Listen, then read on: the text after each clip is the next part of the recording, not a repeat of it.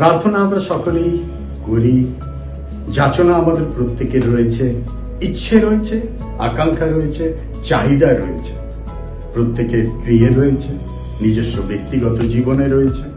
আমরা চাই, কিন্তু অনেক সময় চাওয়ার পরে অপেক্ষা করতে খুব দ্বিধাবোধ করি।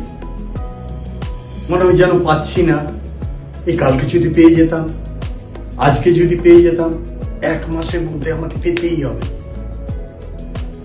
আমরা অস্থির হয়ে যাই, অপেক্ষা করতে পারি না। আমি দেখতে পাই নূহর জীবন, এতদিন জলের উপরে ভাসতে ভাসতে একটা দিন যখন জল থেমে গেছে, নূহ বলল এইবারে নামবো, এবারে আবার পৃথিবীর উপরে পা দিয়ে হাঁটবো, প্রত্যেকটা পশু জন্তু জানোয়ারকে ছেড়ে দেব। এতটা মাস ধরে এই জাহাজের মধ্যে রয়েছি, এবারে আমাকে নামতে হবে।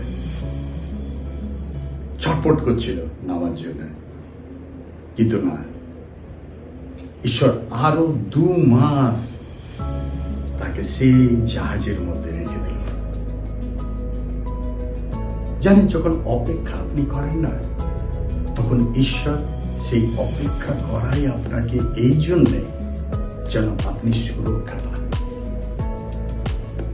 যখন আপনি প্রার্থনার উত্তর পান না, তার অর্থ হচ্ছে ঈশ্বর আপনার জন্য সেই জিনিসটাকে সুরক্ষিতভাবে আপনার হস্তে দিতে চান বলে আপনাকে অপেক্ষা করান।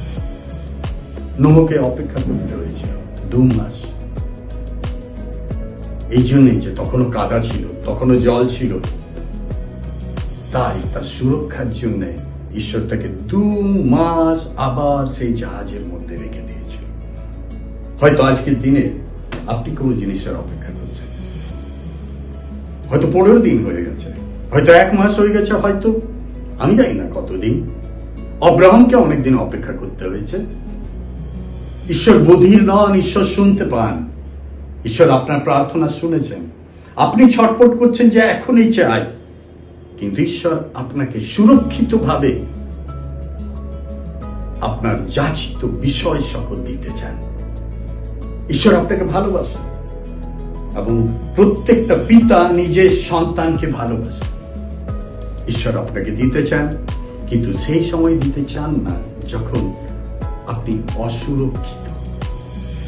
আমার মনে পড়ে, আমার ছেলে ছোটবেলায়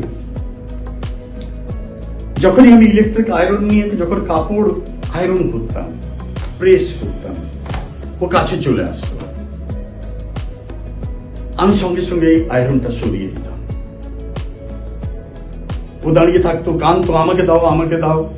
আমি জানতাম যে ইলেকট্রিক আয়রনটা এই ছোট বাচ্চার হাতে দিতে গেলে সে অসুরক্ষিত। আর যখন বড় হলো, আমি নিজেও কিনে দিলাম, এখন ও নিজে আয়রন করে।